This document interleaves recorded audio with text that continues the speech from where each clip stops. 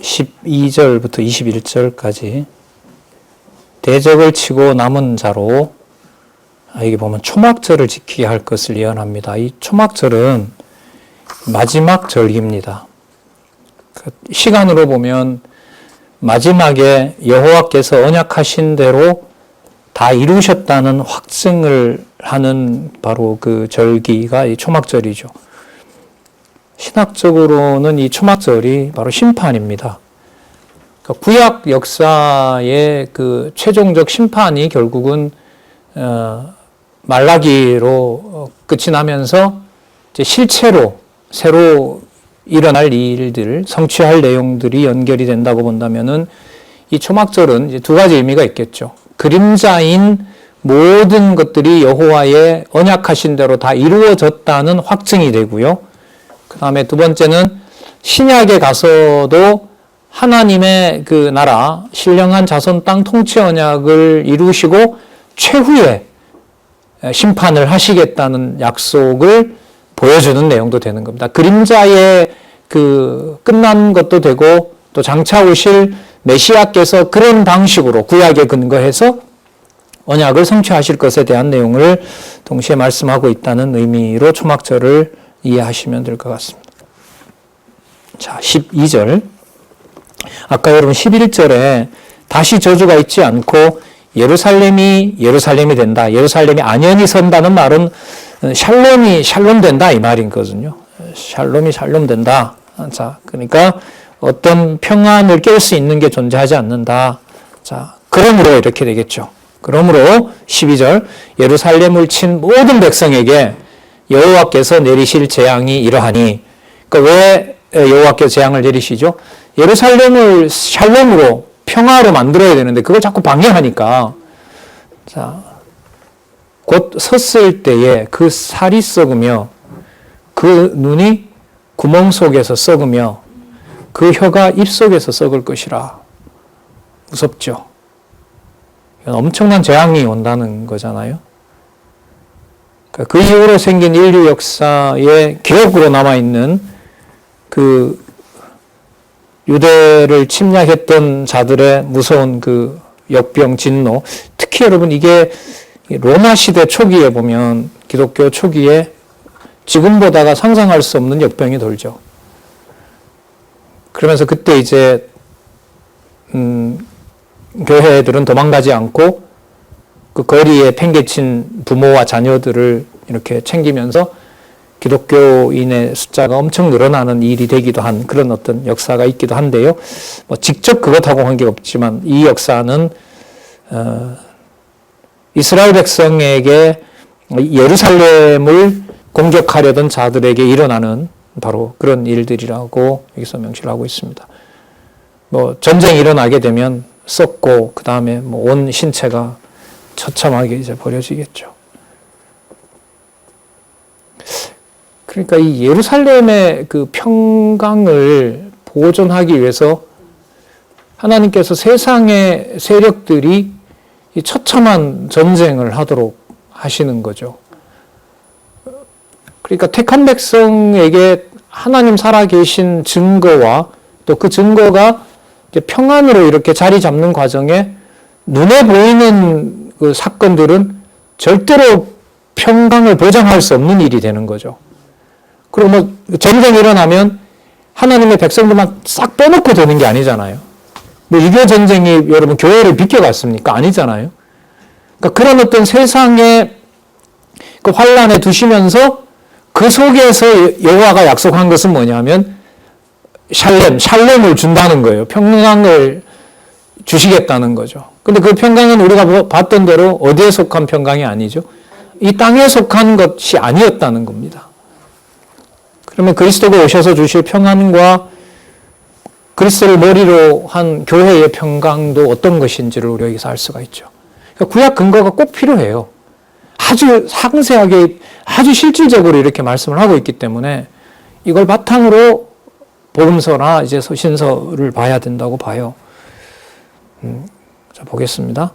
그 무서운 일이 벌어지는 바로 그 상황에 13절 그날에 여호와께서 그들로 크게 소량케 하시리니 피차 손으로 붙잡으며 피차 손을 들어 칠 것이며 서로가 서로를 쳐요. 14절 유다도 예루살렘에서 싸운대요. 이때 사면에 있는 열국의 보화 곧 금은과 의복이 심히 많이 모여질 거라는 겁니다. 그러니까 약탈하러 왔다가 그 약탈하러 왔던 자들이 패배하니까 그들이 가지고 왔던 것들도 전부 어디로 모이게 돼요? 예루살렘으로 이제 모이게 된다는 거죠. 15절에 보시면 말과 노새와 약대와 나귀와 그 진영에 있는 모든 육축에게 미칠 재앙도 그 재앙과 같으리라. 16절 보시기 바랍니다. 자, 전환이 일어납니다. 예루살렘을 치러 왔던 열국 중에 남은 자가 해마다 올라와서 그 왕 만군의 여호와께 숭배하며 초막절을 지킨대. 그 마지막 행사에 오는 거예요. 그럼 마지막 행사에 오면 분명히 6월절이 첫 번째 달이잖아요. 그러니까 첫 번째 달에 여호와께서 행하실 것을 약속을 확인하고 마지막 달에 가서 올 한 해 전부 이루어진 일은 누가 정하신 대로 된 것이다. 여호와께서 정하신 대로 됐는데 그 상황에 누구도 와서 본다는 거예요. 이방인도 와서 이게 바로 여호와께서 하신 일이라는 걸 같이 찬양한다는 겁니다. 그러면 여러분 이 장안유관교회 시설뿐만 아니라 호크마우스 시설은 성경신학으로 이렇게 같이 바탕을 놓는 우리에게는 분명해요. 이 땅에 두는 이유가 분명하다고요. 진리의 말씀을 마음껏 퍼나르도록 하는, 진리의 말씀을 지키도록 하는 것으로 의미밖에는 저는 없다고 봐요. 그걸 이제 체제 개혁을 통해서 어느 누군가가 특별히 명령을 내리고 하던 그런 어떤 인간적인 제도를 다 없애버린 거죠. 그래서 교회가 사라졌다는 말도 하는 건 인간적인 제도가 사라진 거죠. 그래서 누구 앞에만 딱 남도록, 여호와 앞에만 남도록 남겨준 거예요. 그걸 간섭하면 안 되는 거죠. 진리만 전해주는 것이고요. 그 진리를 전해줌으로써 지금 상황도 좀 힘든 상황이라고 하지만은 말씀을 듣는 일에 있어서는 뭐 큰 문제가 거의 없었지 않습니까? 예. 자꾸 그런 엄격한 어떤 상황을 하나님께서 진리와 더불어서 이렇게 주신다는 생각이 자꾸 듭니다. 17절 천하 만국 중에 그 왕 만군의 여호와께 숭배하러 예루살렘에 올라오지 아니하는 자에게는 비를 내리지 아니할 것인즉 예를 듭니다. 만일 애굽 족속 얼마나 풍요로운 땅이에요. 그들이 올라오지 아니할 때는 창의람이 있지 아니하리니 그러니까 비나 이게 수분을 공급하지 않는다는 거죠. 하나님의 진노가 임한다는 겁니다. 여호와께서 초막절을 지키러 올라오지 아니하는 열국 사람을 치시는 재앙을 그에게 내릴 것이라. 증거도 있다는 겁니다.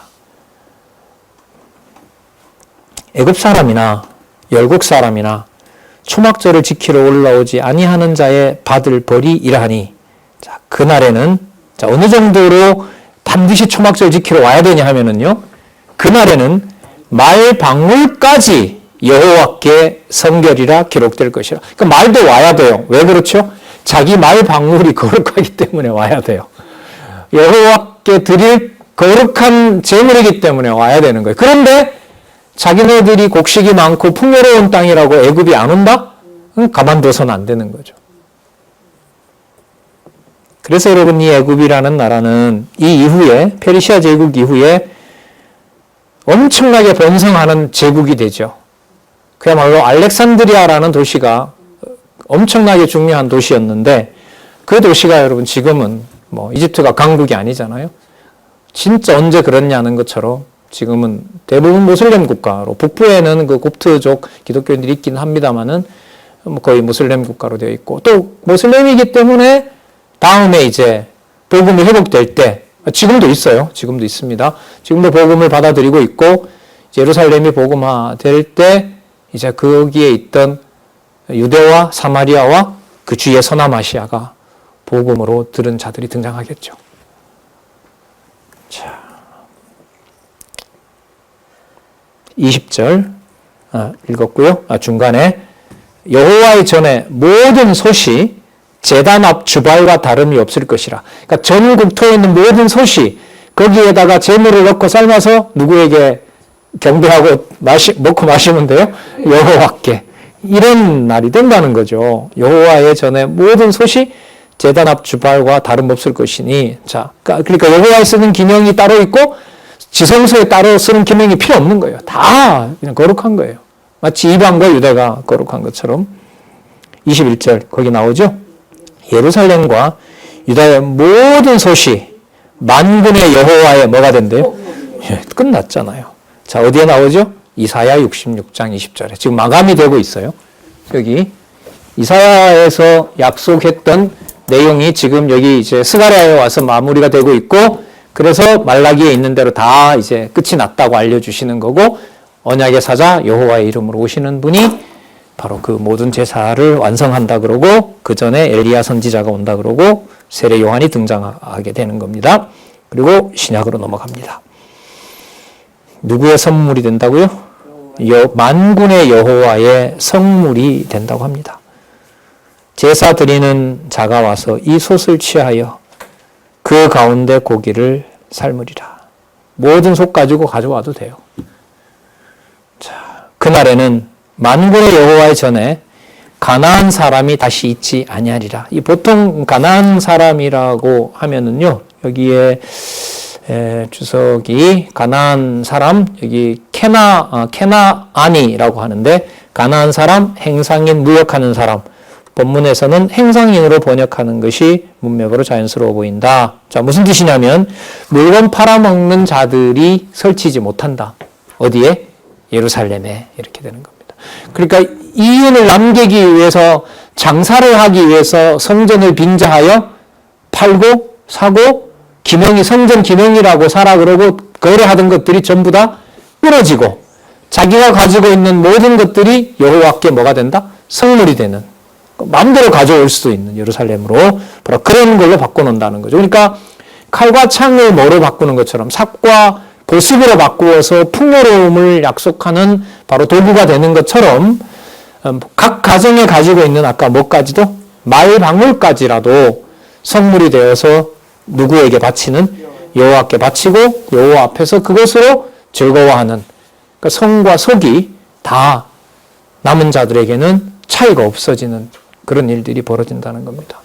그게 여러분 에덴 동산의 모든 것을, 타락 전에 에덴 동산의 모든 것을 보면서도 하나님의 영광스러운 신성이 드러났다고 하는 것처럼, 교회가 바로 모든 사물들을 지배하는 그 교회 아래 모든 세상이 있다고 말씀하시잖아요, 에베소서에. 그럼 그게 어디로 가는 이제 과정인 거죠? 천년왕국에서 모든 생육 자손들과 천하 만물들이 누구의 영광을 드러내는? 여호와의 영광을 드러내는 것하고 똑같은 거죠. 그러면 지금 인종을 초월해서, 장소를 초월해서, 물건을 초월해서 그 모든 것들이 전부 여호와를 찬양하는 하나님의 백성들의 손에서는, 또 그 몸에서는 모든 게 다 영광스러운 물건이 되고, 그게 완성이 1차적으로 천년왕국에서 완성이 되고, 그리고 나중에 최후심판에 거룩한 성 새 예루살렘이 도래하면서 실체가 드러나고 영원한 천국에서 그게 이루어질 거죠. 그러면 저희들이 신앙 안에서 진리로 서로 연합했을 때 오고 가는 그 감정과 그 문화 속에 장차 회복될 천년왕국과 약속한 새하늘과 새 땅이 감지가 된다는 얘기예요. 그러니까 교회를 내보는 대로 일단 말하지 말아야 되겠다는 생각이 드는 거예요. 왜? 그게 오늘 있다 끝나는 사건이 아니라 스가랴에서 약속했고, 예수께서 와서 이루셨고, 교회를 통하여 2000년 동안 이루어졌고, 그 일이 마무리가 되면 천년왕국에 가서 에덴 동산이 회복이 되고, 회복된 이후에 영원한 천국으로 가는 과정에 진리의 성육으로 성령께서 하나님의 나라를, 육신의 모든 조건을 초월한 하나님의 교회를 이 땅에 두셨기 때문에 그 실체에 대해서 우리가 말하는 방식으로 말할 수가, 절대로 말할 수가 없는 겁니다. 너무 귀하고 너무 엄중한 것이라는 말씀을 또 드릴 수밖에 없어요.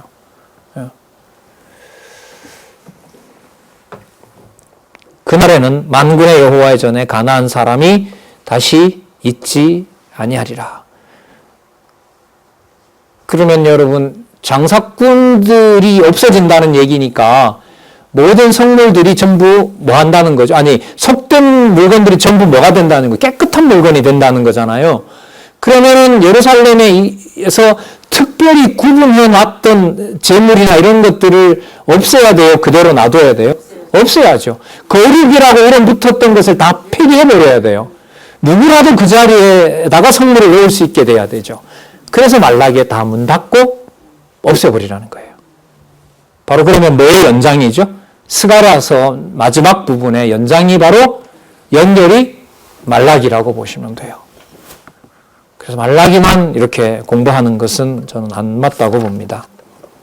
자, 6671페이지에 가보면 이 시대가 어디까지 와버렸냐 하면 거기에 보시면은요, 이런 시대, 이거 가나안 백성들, 그러니까 장사꾼들이 사라지면서 예루살렘이 잘 보존되던 여러분 시기가 있었어요. 역사적으로. 그림자이긴 하지만.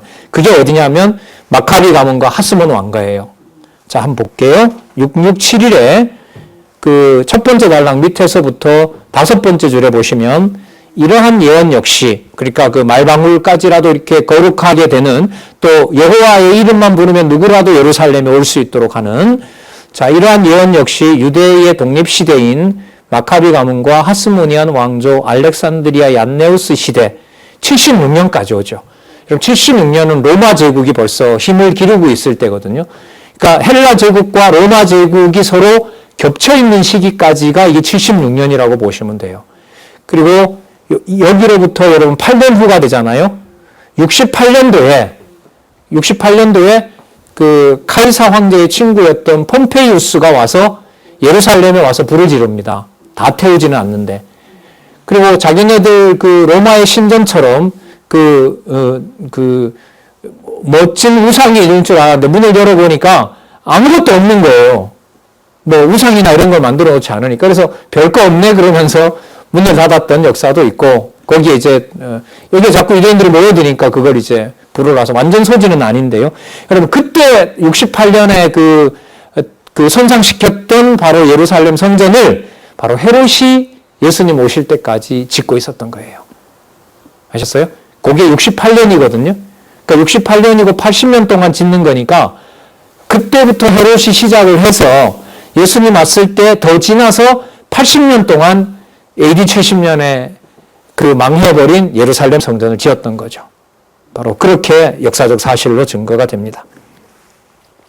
자, 죄송합니다. 아까 68년이 아니고요. 68년에 헬라가 망한 다음에 5년 지나서 63년에 폼페이우스가 와서 예루살렘을 침략하게 되고요. 성전을 침략하게 되고, 그 이후에 헤롯 가문이 로마의 허락을 받아서 바로 성전을 예수님 오실 때까지 40몇 년인가 짓고 있었죠. 그리고 예수님 가신 다음에도 짓고 있고, 그걸 짓고 난 다음에 3년 후에 그 성전은 로마에서 다 불에 타요. 그런 역사적 사실로 명쾌하게 이루어졌습니다. 자, 약속된 대로니까요. 당연히 이루어지겠죠. 그리고 여러분 아까 무슨 절기가 있었죠? 초막절. 그리스도께서 반드시 끝을 내시고 바로 그리스도가 오시는 상황하고 연결이 된다는 것을 염두에 두시기 바랍니다. 자, 우리 따로 한번 정리를 해보면은요, 673의 두 번째 단락에 보시면, 학개 스가랴는 여호와 하나님께서 두 명의 선지자로 여호와의 전을 회복해 주실 것을 예언하도록 섭리하신 내용이고, 성중건에 대한 촉구를 비롯해 이상과 말씀으로 전 회복에 대해 예언한 내용이라는 사실을 분명히 확인했다. 그리고 여기에 전 회복은 의미가 완전히 달라졌습니다. 어디에 있는 것이 아니다. 어디에만? 예루살렘에 있는 게 아닙니다. 또 백성도 유다 백성만 아닙니다. 이방 백성들이 침략하러 오는 것이 단지 침략도 아닙니다. 모든 것이 여호와의 이름으로, 또 누가 왕되는 여호와께서 왕이 되신다는 바로 그 성전 관리자는 여호와가 되시는, 그러니까 내 이름을 망령되이 일컬지 말라라고 했던 그 계명을 보호하는 자가 누구라는 걸, 결국은 그분이 바로 여호와가 그걸 보호하신다는 거, 우리가 이걸 학개 스가랴에서 살펴봤습니다.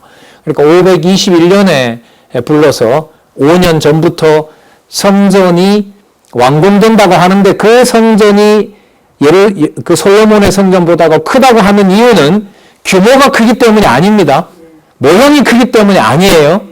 내가 왕이기 때문에 큰 거라는 의미예요. 그러면 하나님의 교회가 크다는 말은 규모를 보고 얘기하는 것이 아니라 어디에 토대가 단단할 때, 진리의 말씀의 토대가 강할 때 그걸 교회가 단단하다는 겁니다.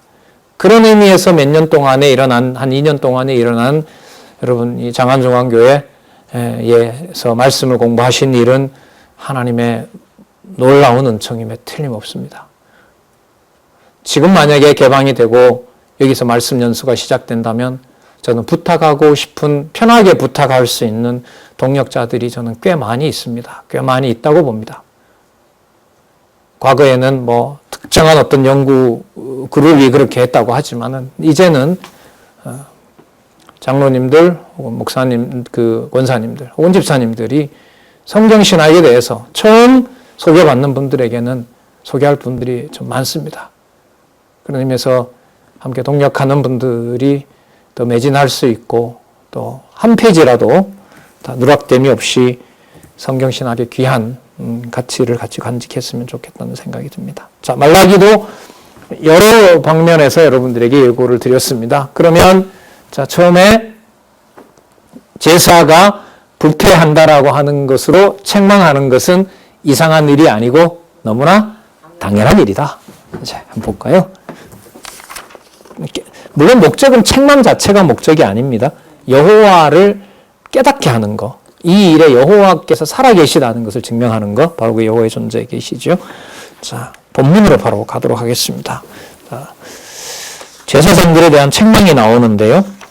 신명기 다니엘에서 근거가 분명히 나오고요. 다니엘서 근거도 참 드릴 말씀이 많은데 다니엘서 11장 31절을 잡았기 때문에 결국은 이건 다니엘서 1장부터 11장까지를 다 설명을 하면서 가야 되는 부분이에요. 이런 방식의 강론은 여러분 다음에 어쨌든 좀 전 하고 싶은데요. 이거는 본문에 연결이 된 다음에 다니엘서 있는 것하고 스가랴서를 연결을 시키려면 다니엘서도 알아야 되고 스가랴도 알아야 연결이 되기 때문에 그건 이제 본문에 더 기초를 둔 다음에 설명이 가능한 거라고 봐서 아끼고 있는 거예요. 제가 그냥 지나가는 게 아니고요. 자, 그런 것들은 다 나중에 두 번째, 세 번째 단락 중심의 어떤 그런 강론은 하면 또 재밌을 거라고 봐요. 자, 볼게요. 1장 1절에서부터 5절까지 1장에는 제사장들에 대한 책망이 2장 9절까지 나오는데 1장 1절에서부터 5절까지 보겠습니다. 야곱은 사랑하고 에서는 미워했으나 불신할 것을 예언합니다. 그러니까 사랑을 받은 야곱이 언제 우리를 사랑했냐고 불신한다는 거예요. 그래서 예루살렘의 성전을 보존할 조건이 될까요? 안 될까요? 이렇게 되면. 불신하는 백성이니까 예루살렘 성전을 맡기면 돼요? 안 돼요? 안 되니까 문 닫아야 되는 거예요. 자, 그렇게 계속 연결이 되는 거예요. 앞에서부터 1장 1절. 여호와께서 말라기로 이스라엘에게 하신 말씀. 이때 이스라엘은 야곱이에요. 통합된 이 나라를 말하는 겁니다. 주로 유다를 중심으로 하겠죠. 여호와께서 가라사대 내가 너희를 사랑하노라. 그러니까 여러분 시가서를 다 묶어버렸어요. 이제 아가서잖아요. 우리가 자비성 이러면. 그러니까 내가 너희를 사랑했다. 그리고 너희들로 하여금 내가 찬양하도록 했고 앞부분과 또 연결을 시키면 내가 왕이니까 내가 찬양을 받을 만한 자고 그 찬양받을 모든 사랑을 누구에게? 너희들에게 줬다. 지금 보는 것처럼 이렇게 줬다. 그런데 예루살렘 성을 개방해야 되기 때문에 너희들에게 두면 안 된다. 이제는. 하나 너희는 이르기를 주께서 어떻게 우리를 사랑하셨나이까 하는도다. 그러니까 이게 할 말 한 게요. 이게 440년경이니까 예루살렘 성전도 회복되는 것도 한 20년 걸렸잖아요. 또 제사 회복될 때까지는 425년이라고 하니까 돌아와서 거의 90년 지나서 된 거잖아요. 그리고 돌아와서 뭔가 평탄한 낙원이 기다릴 줄 알았는데 대적이 진치고 있죠. 기근이 오죠. 이게 막 돌아온 것이 별로 즐겁지 않은 거죠. 오히려 바벨론에서 보호를 잘 받고 있던 70년이 오히려 좋은 뭐 이런 상황이니까요. 그 언제 뭘 어떻게 사랑했습니까? 이렇게 이제 따지는 거예요. 나 여호와가 말하노라. 에서는 야곱의 형이 아니냐. 그러나 내가 야곱을 사랑하였고 에서는 미워하였으며 그의 산들은 황목해 하였고 그의 산업을 광야의 실랑에게 붙였느니라. 황폐하게 하지 않았느냐. 과거에는 에돔은 잘 나갔지만 이 440년경이 되면 에돔은 이미 아스루 제국에 의해서 바벨론 제국에 의해서 거의 많이 황폐화됐거든요. 근데 너네들은 뭐예요? 페르시아의 보호까지 받지 않느냐. 그런데도 이제 불만인 거죠. 인간적으로. 그의 산업을 4절 에돔은 말하기를 우리가 무너뜨림을 당하였으나 황폐된 곳을 다시 쌓으리라고 말하거니와 나 만군의 여호와는 이르노라. 그들은 쌓을지라도 나는 헌다. 근데 너희들은 헐려고 하고 도망가려고 하지만 나는 내가 예루살렘을 세우겠다. 이게 내가 사랑한 증거가 아니냐 이 말이에요. 여호와께서 말씀하시는 것은 나는 헐리라 사람들이 그들을 일컬어 악한 지경이라 할 것이요 여호와의 영영한 진노를 받은 백성이라 할 것이며 할 것이나 이렇게 돼야 될 것 같아요. 너희는 그걸 보고 말하는데 뭐라고 하냐면 여호와께서는 이스라엘 지경 안에서 밖에서 크시다 하니라. 그러니까 바깥에서만 큰일 하지 우리한테는 안 한다. 이런다는 거죠. 네. 그럼 방법이 없어요. 밖에서 여호와를 보는 자들에게 여호와의 백성들에게 안도 맡기는 수밖에 없어요. 그래서 대적들이 와서 개방을 해야 돼요. 그리고 같이 여호와의 이름을 부르도록 해야 돼요. 남겨놓은 자들이. 이런 이제 구도인 거죠. 자, 그렇게 불평한다는 거죠. 그래? 자, 그랬더니 여호와께서 1장 6절에서부터 14절 부패를 책망하고 패한 제사가 이런 지금 상황이 패해진 거예요.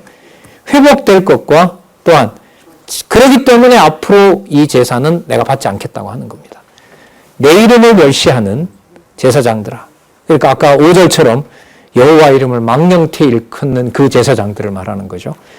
내 이름을 멸시하는 제사장들아 나 만군의 여호와가 너희에게 이르기를 아들은 그 아비를 종은 주인을 공경하는데 내가 아비 일진데 나를 공경함이 어디 있느냐.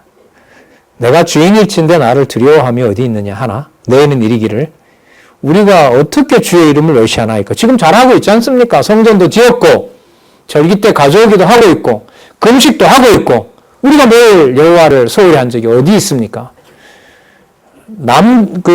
드러난 상황으로 보면 어느 누구도 반복 못하죠. 나도 주를 사랑했다. 봐라. 참석했고 일했고 거기까지죠. 인간의 일은. 그 다음 어떻게 증명을 해요? 여호와께서 드러내시는 거죠. 너희가 더러운 떡을 나의 단에 드리고도 말하기를 우리가 어떻게 주를 더럽게 하였나이까 하는도다. 이는 너희가 주의 상은 경멸히 여길 것이라. 그 떡상을 말하는 거죠. 말하물이랍니다. 그러니까 이런 거예요. 이는 너희가 뭐라고 짓거리는 거죠. 이거는 주의 그 떡상을 우리가 뭐 한다? 경멸히 여겨버려야 되겠다. 왜? 우리한테 잘 안 해주니까. 무슨 여러분 이게 이렇게 설명을 하면 돼요.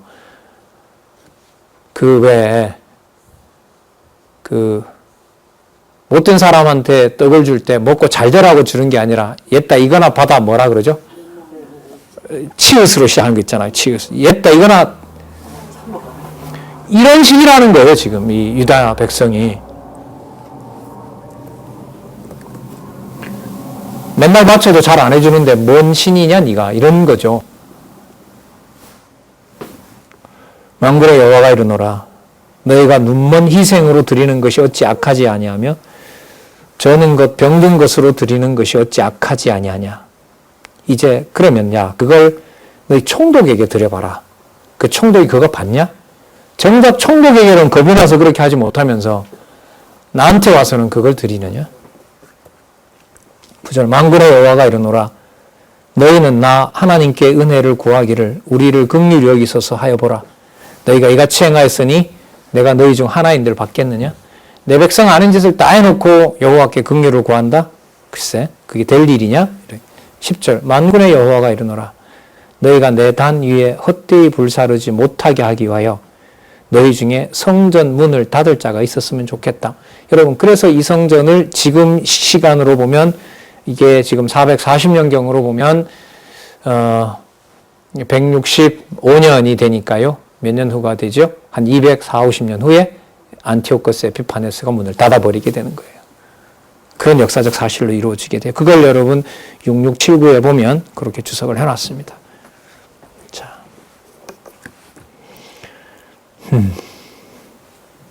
여호와께서 닫아버리게 하죠. 그리고 3장에 가면 언약의 사자가 등장해서 여호와에게 만족한 바로 제사를 준비하도록 또 세례 요한을 보내는 일들로 말라기가 끝납니다. 내가 너희를 기뻐하지 아니하며 너희 손으로 드리는 것을 받지도 아니하리라. 만군의 여호와가 이르노라. 자, 그러면 왜 그렇게 하느냐? 만군의 여호와가 그래서 다음과 같이 말씀하신다. 해 뜨는 곳에서부터 해 지는 곳까지 이방 민족 중에서 내 이름이 크게 될 것이라. 그러니까 너희들의 문을 닫는 이유는, 너희들의 성전의 문을 닫는 이유는 온 천지에 있는 이방에 있는 내 백성으로 인하여 내 이름이 영광스럽게 되도록 너희 문을 닫아 놓겠다. 이게 여러분 구약시대 때, 신약시대에 오면 이방인의 때가 차기까지 예루살렘에 밟힌다는 약속을 하신 거죠. 12절. 그러나 너희는 말하기를 여호와의 상은 더러웠고 그 위에 있는 실과 곧 식물은 경미에 이길 것이라 하여 내 이름을 더럽히는도다. 됐다, 이거나 먹으라라고 하는 방식으로 만군의 여호와를 욕보이는 거죠. 너희가 또 말하기를 이 일이 얼마나 범패스러운고 하고 코웃음하고 토색한 물건과 저는 것, 병든 것을 가져왔느니라. 야, 그거 놔뒀다 저기 성전에 하나 갖다 줘라. 이런 거죠. 너희가 이같이 헌물을 가져오니 내가 그것을 너희 손에 받겠느냐? 여호와의 말이니라. 때 가운데 수컷이 있거늘 그 서원하는 일에 흠 있는 것으로 사기하여 거짓으로 내게 드리는 자는 저주를 받으리니. 자, 근데 내가 누구냐 도대체? 나는 큰 임금이고 내 이름은 열방 중에서 두려워하는 내가 왕이다. 그런데 너희들이 나를 어떻게 한다? 욕을 보이고 있다. 몇 차례 말씀드렸습니다마는 에스라, 느헤미야나 여러분 말라기나 기록 시기가 똑같아요. 거의 유사하거든요. 그러니까 에스라 선지자에게는 약속한 대로 회복된 성전과 성곽이 회복됐다는 것을 에스라, 느헤미야에서 말씀하신 거고요. 동일한 상황에서 말라기에는 저것이 가짜다라고 얘기를 하는 거예요. 그 두 가지가 다 동시에 이루어지고 있는 거예요. 그러니까 약속한 대로 성전을 회복하고 성곽을 지음으로써 언약하신 대로 이루시는 여호와라는 사실을 역사적 사실로 성취하신 내용이 에스라, 느헤미야라고 본다면은요. 선지서에 나타난 이 스가랴서에 나타난 또 말라기에서 말씀하시는 성전을 닫아버리라고 하는 것은 그 성전이 여호와가 지어야만 그 성전은 온전하다는 것을 말씀하기 위해서 그 성전은 그리스도가 오시면 전부 다 어떻게 없어질 것이라는 사실. 그러니까 그 없어진다는 것에 대한 확실한 대안을 메시아에게다 맞추어서 그 성전을 없애버리는 거죠. 근데 없애버리는 것이 아니라 우리는 본문에서 살펴봤던 것처럼 누구에게 개방을 하는 거예요? 이방인에게 개방하고 그 성전의 범위가 좁혀지는 것이 아니라 어떻게 돼요? 확장되고 넓어지는. 그러니까 자손도 넓어지고 땅도 넓어지고 또 통치도 여호와의 통치도 넓어지고 그걸 메시아가 와서 이루시는 거예요. 그러니까 에스라, 느헤미야에 이루어진 내용을 바탕으로 선지서에 와서 그 내용이 실체인 그리스도가 임박했다는 것하고 논리적으로 잘 설명을 해야죠. 예, 그러니까 두 가지를 다 설명을 해야 되는 거예요. 그리고 그 사이에 아까 중요한 단서가 나왔는데 시가서에 나타난 하나님의 자비성을 얘기를 한다는 말은 통상 제가 여러분들에게 많이 말씀을 드리는데 후반부에 자비성을 말한다는 말은 앞부분에 있는 전능성이나 신실성이나 주권성이나 영원성이 이미 다 포함되어 있는 또 그런 사건들이 계속 여호와께서 일러주시고 이걸 내가 과거에 얘기했던 대로 내가 이루는 것이다. 그러니까 여러분 교회의 바탕은 창세전으로 거슬러 올라갈 수밖에 없어요. 그럼 창세전으로 거슬러 올라간다는 말은 누구의 교회라는 게 분명하죠. 그리스도의 교회, 여호와의 집이라는 게 분명한 거예요. 그래서 자꾸 엄격하다는 말씀을 자꾸 드리는 거예요. 교회가 힘들고 나에게 뭔가 부담이 되면 그냥 조용히 좀 사라졌으면 좋겠어요. 제 얘기입니다. 저분이 불편하고 이렇게 되면 그냥 와서 이렇게 힘든 것보다 그냥 잠시 회개하러 이 아둔함을 회개하러 그냥 조용히 좀 지냈으면 좋겠어요. 물론 사람 마음대로 안 되죠. 놀라운 이제 그 실체를 말씀을 해주시고 있는 겁니다. 나는 너 큰 임금이요 내 이름은 이방 중에서 두려워하는 것이 됨이니라. 만군의 여호와의 말이니라. 꼭 그렇게 이루시겠다는 거죠. 자, 그러면 그 성전을 멸시하고 이렇게 이제 가짜 제사를 드리는 제사장들에 대해서 하나님이 막으셔야죠. 막아야 되죠. 자, 2장 1절부터 9절까지 레위와 세운 언약에 따라 제사장들에게 임한 저주를 예언합니다. 좀 더 정확하게 풀면 레위와 세웠던 언약을 여호와께서 보존하기 위해서 가짜 제사장들을 뭐 한다? 쳐버린다. 쳐내버린다. 그래서 참 성전을 관리할 자를 보내신다. 바로 메시아로. 이렇게 이제 연결을 하면 돼요. 볼게요. 너희 제사장들아, 이제 너희에게 이같이 명령하노라. 나 만군의 여호와가 이르노라. 너희가 만일 듣지 아니하며 마음에 두지 아니하며 내 이름을 영화롭지 아니할 것이기 때문에 이렇게 됩니다. 면이 아니라 뭐뭐일 것이므로 내가 너희에게 저주를 내려 너희 복을 저주하리라. 내가 이미 저주하였나니 이는 너희가 그것을 마음에 두지 아니하였음이라.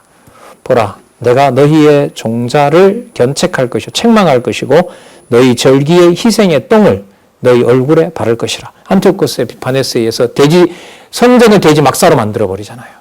돼지 똥이 난무하는 곳이 성전이 그렇게 욕을 당하잖아요. 너희가 그것과 함께 제하의 버림을 당하리라.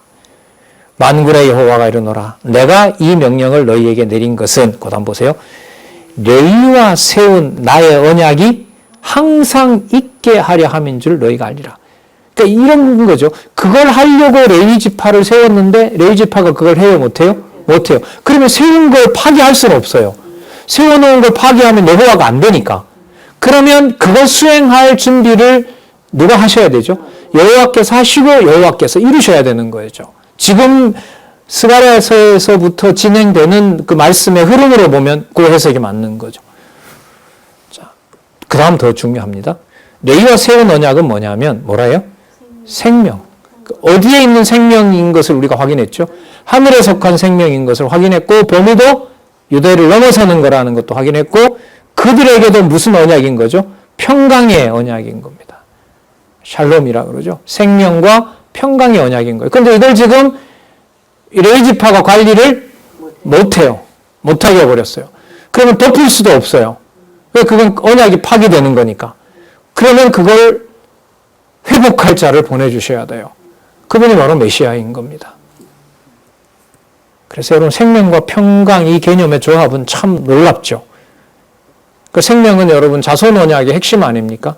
하나님 자신의 또 다른 이름을 말하자면 이게 생명이잖아요. 무엇인가 사고온 마지막 생명이란 무엇인가 참조 꼭 하시면 좋겠습니다. 그 옆에다 메모도 하시면 좋겠어요. 생명 옆에다가 무엇인가 생명 참조 이러면 그 생명이 바로 누구의 이름과 가장 가까워요? 여호와의 이름과 가장 가까워요. 그리고 그것이 바로 뭐냐면 평강인 거예요. 이걸 누구에게 약속을 했던 거죠? 레위 지파에게 약속한 거죠. 왜? 레위 지파가 어디에 와서 누구를 만나니까 성소와 지성소에 들어와서 여호와를 만날 수 있는 자들이었잖아요. 거기에서 이제 생명이 보존되고 언약이 증표가 확증이 되고 감사제를 통하여 평강을 약속받고 너무너무 중요한 거죠.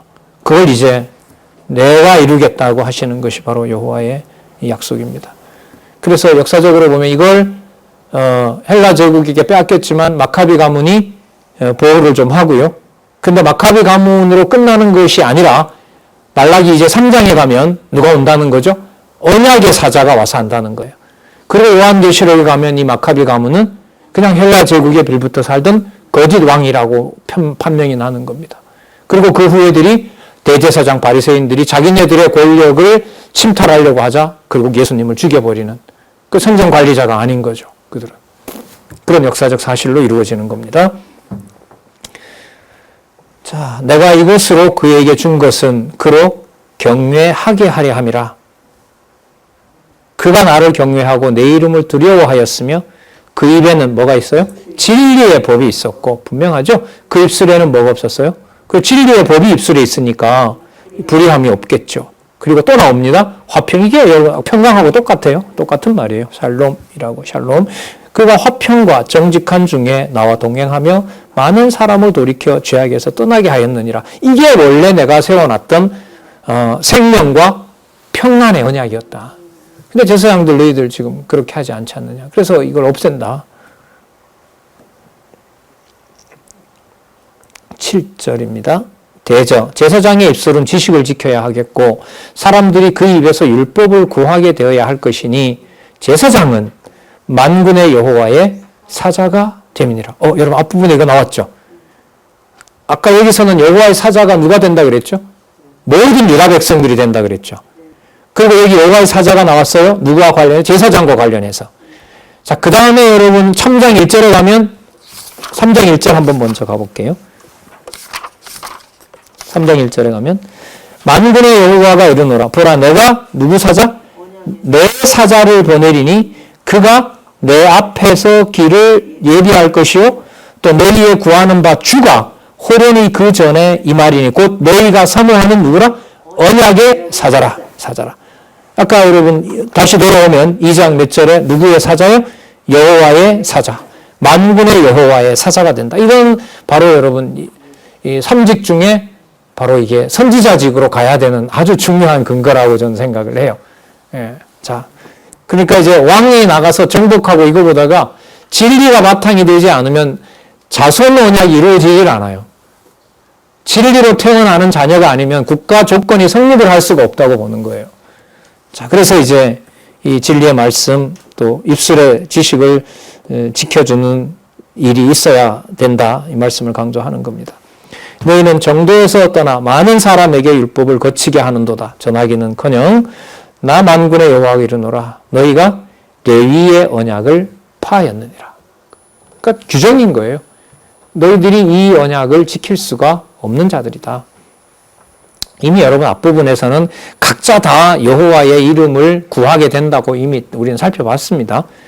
자, 너희가 내 도를 지키지 아니하고 율법을 행할 때에 사람에게 편벽되게 함으로, 편벽되게 한다는 말은 자기 좋을 대로 하는 거예요. 뭐 재물을 가져오라 그러고 거기서 이제 자기 좋은 건 다 자기가 이제 먹어 치우고 그리고 이제 자기 좋을 대로 그냥 그래서 이제 부가 축적이 되는 거죠. 그리고 이제 다른 이방들은 그 이제 성전세 받아놓은 걸 이제 그 약탈하러 이제 오는 거고요.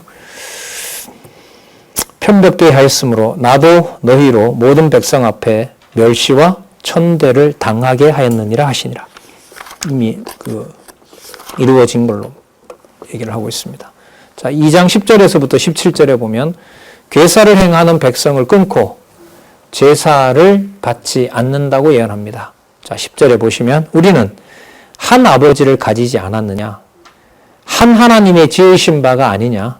근데 왜 자식처럼 하지 않느냐? 이게 책망이죠. 어찌하여 우리 각 사람이 자기 형제에게 괴사를 행하며 형제를 이제 등쳐먹는 거죠. 예, 거짓말을 해서 우리 열조의 언약을 욕되게 하느냐? 볼까요? 아까 제사장들이었다면 이번에는 유다는 괴사를 행하였고 이스라엘과 예루살렘 중에도 가증한 일을 행하였으며 유다는 여호와의 사랑하시는 성결, 거룩함이죠. 그것을 욕되게 하여 이방신의 딸과 결혼하였으니 그 여러분 에스라 느헤미야에 보면 이거 나오죠. 전수조사 하잖아요. 레위 지파들이 범죄했잖아요. 그래서 성전은 지어졌는데 성전 제사가 이루어지지 않았죠. 그걸 여호와께서 성별했다고 그랬죠. 거기 그 내용이 여러분 에스라 내용이었다면 스가랴 내용은 그걸 레위 지파 너희들이 근본적으로 못한다. 누굴 보내야 된다? 만군의 여호와의 사자, 언약의 사자를 보내야 이 일이 가능한 거다. 그리고 그게 너희들에게 오히려 복이 된다는 거죠. 너희들이 지내려고 하지 마라. 어떤 행위로도 할 수가 없는 것이다. 12절 이 일을 행하는 사람에게 속한 자는 깨는 자나 응답하는 자는 물론이고 만군의 여호와께 제사를 드리는 자도 여호와께서 야곱의 장막 가운데서 끊어버리라. 그러니까 일체의 제사 행위를 그 유대인들과 제사장들이 할 수 없도록 하는 거예요. 그거 하지 마라 더 이상. 막아버리는 겁니다. 자, 만약에 하게 되면 만군의 여호와께 제사를 드리는 자도 여호와께서 야곱의 장막 가운데서 뭐 한다는 거예요? 끊어버린대요. 뭐 하는 자를? 제사를 드리지 말라고 했는데, 그래도 우리가 드려야지 하고 하는 자를 내가 없애버리겠다는 거예요. 그러니까 이게 나중에 이제 그 안티오코스 에피파네스에 오면 하나님께서 아예 문을 닫는 정도가 아니라 그것을 아예 더러운 곳으로 그냥 돼지똥이 나뒹구는 곳으로 만들어 놓으니까 감히 그곳에 와서 누구를 부를 수가 없어요. 그걸 누가 하신다는 거예요. 진짜 방법이 진짜 힘들죠. 이런 이 여호와의 말은 좀 주권성이라고 하지만 받아내기 힘듭니다. 이건. 이 상하고 정리할 수 없는 이 심령을 보혜사 성령께서 진리로 또 진리의 영을 주시지 않으면은 말씀을 깨닫는다는 것은 전 불가능하다고 봅니다. 그래서 성경신학에서 주관자인 성령의 역사, 이거는 너무너무 중요한 성령론의 기초인 거고요. 진리인식의 기초가 되는 겁니다. 이는 너와 너의 어려서 취한 아내 사이에 여호와께서 일찍이 증언하였음을 인함이라. 그는 내 짝이요 너와 언약 맹약한 아내로되 내가 그에게 괴사를 행하였도다. 그 이방 여인들 데려와서 막 섞었잖아요. 막 통혼하고 제사장 지파들이 지금 그런 일들에 대해서 지금 책망하고 그걸 레위 지파나 또 이 지도자들에 대해서 그걸 이제 없애버리겠다고 하는 거죠. 그래서 나중에 여러분 예수님이 오시면 그 모세의 이혼 증서 가지고 이혼한다는 것을 하나님이 왜 그걸 그때 기록해 놨냐 하면 너네들이 악하기 때문에 심판하려고 그렇게 했다는 거죠. 그걸 자기네들은 정당화시키려고 이혼 증서를 쓰는 건데 그게 너희들이 악한 증거라는 걸 폭로하기 위해서 이혼 증서를 그렇게 쓰라고 했다는 거예요. 그러니까 허락하는 것이 복이 아니에요. 그러니까 여호와의 이름을 진정으로 부르지 않게 하는 방법이 그냥 허용해서 못 부르게 하고요. 또 악용해서 자기 멋대로 쓰게 하는 것도 되고요. 아예 차단해서 근접도 못하게 하는 거고요. 그러니까 어떤 방법을 여호와께서 쓰시려는지 모르죠. 한국교회처럼 이제 물질에 아예 불하게 취해서 진리에 아예 관심이 없게 할 수도 있고요.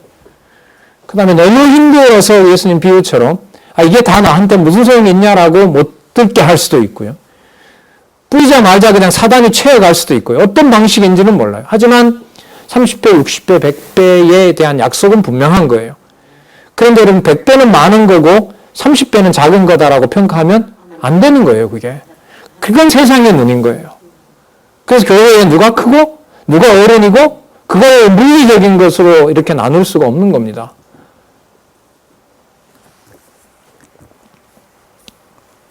자, 15절 보겠습니다. 어떻게 보면 부모인 하나님이 부모가 되어서 자녀에게 어떻게 보면 하소연 하는 것 같기도 해요. 좀 인격적인 어떤 이런 관계이기도 합니다. 이 말씀들이. 여호와는 영이 유효하실지라도. 그러니까 모든 영을 주관하시는 분인데도 오직 하나를 짓지 아니하셨느냐. 어찌하여 하나만 지으셨느냐. 그 다음에 답이 나오죠. 이는 경건한 자손을 얻고자 하심이니라. 이게 좀 번역을 해서 경건한을 찾아보니까 이 경건한이라는 내용이 안 나오고 이게 엘로힘이라고 사본이 거의 나오더라고요. 그러니까 무슨 뜻이냐면 이렇게 돼요. 왜 하나만 지었느냐? 이는 하나님의 자손을 얻으려고 하는 것이다. 이렇게 되는 거죠. 그런 의미에서 구별된 경건한 자식. 그러니까 그림자로 봤을 때만 레위지파고 유다지파가 아니라 진짜 누가 낳아놓은 자식? 여호와가 엘로힘 하나님은 낳아놓은 자식. 그런 의미에서 경건한 자손을 얻고자 함이라. 이거는 문법적인 사본의 검토가 좀 필요합니다. 보통 엘로힘으로 다 나와 있더라고요. 그러니까 의미는 전달이 되죠.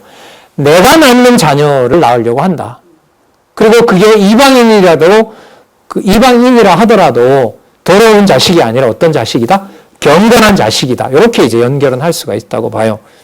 그러므로 내 심령을 삼가 지켜 어려서 취한 아내에게 괴사를 행치 말지어다. 왜?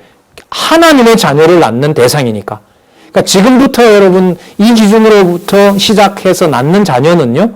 육신의 자녀이기 때문에 하나님 자녀가 될 수가 없습니다. 이제는. 하나님께서 낳게 하시는 자녀라는 것을 받은 자에게만 남은 자라고 하는데 누군지는 알 수 없지만 그 남은 자를 진리의 말씀으로 낳을 때 여호와의 사자의 말씀을 듣고 또 그걸 전할 자로 낳을 때 여호와의 경건한 자손이 된다는 거죠. 자, 16절 이스라엘 하나님 여호와가 이르노니 나는 이혼하는 것과 그 다음에 학대로 아내를 학대하는 거죠. 옷을 가리우는 자를 미워하노라.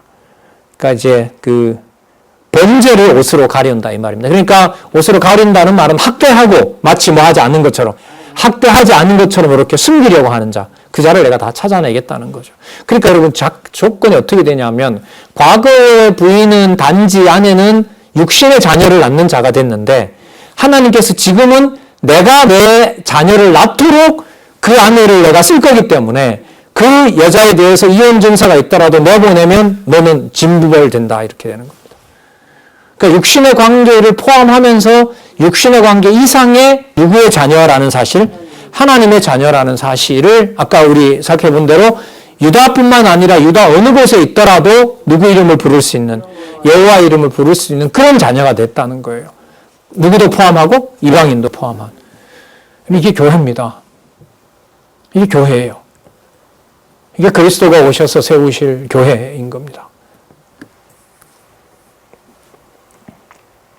17절 너희가 말로 여호와를 괴로우시게 하고도 이르기를 우리가 어떻게 여호와를 괴로우시게 하였냐 하는도다.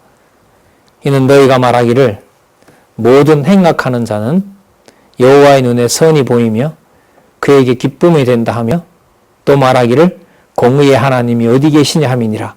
이게 무슨 뜻이냐면 야, 잘 지켜봤자 무슨 소용이 있느냐. 이게 봐라. 악한 자가 뭐하고 선하게 보이고 야, 저 사람 분명히 이방인인데 저 사람 훨씬 더 잘 살지 않느냐. 그럼 두 번째 선하게 보이면 그에게 뭐가 된다? 기쁨이. 여호와를 죽어라고 섬기는 우리는 맨날 이렇게 저갑받고 뭐하고 하는데 저자 봐라. 가끔씩 가다 여호와 이름도 들먹이면서 아까 그 본문 시작할 때 나왔죠. 모든 거 사고 팔고 하면서 유대인들과 거래하면서 유대인에게 희롱하듯이 뭐라고 하냐면 야, 이거 다 여호와가 그렇게 한다. 믿어져서가 아니라. 그걸 유대인들이 보고 있으면 속이 끓는 거잖아요. 근데 그들이 더 잘 된다고 하고 여호와는 또 선지자 보내서 뭐라 그래요? 내가 너희들 사랑했다고 하는데 그 거짓말이지 않느냐는 거예요. 이방인이 잘 되지 않고 유대인이 잘 돼야 여호와가 우리를 사랑한다는 거죠. 인간 기준은 아닌 거예요. 아니에요. 기쁨이 된다 하면 또 공의의 하나님이 어디 계시냐 합니다. 왜? 누가 더 잘 되니까? 유대인을 등쳐먹는 이방인이 더 잘 되는데 이게 무슨 공정하냐는 거예요. 하나님이 채워놓으면 불만 때문에 여러분 교회 떠난 사람들 많잖아요. 우리는 선하고 깨끗하기 때문에 지금 이렇게 아직 남아 있는 거고요. 아니죠. 아니에요. 이런 방법은 하나밖에 없어요. 누가 와서 직접 관리하는 수밖에 없죠. 여호와께서 직접 오셔야 돼요. 이거 직접 오시겠다는 거거든요, 지금.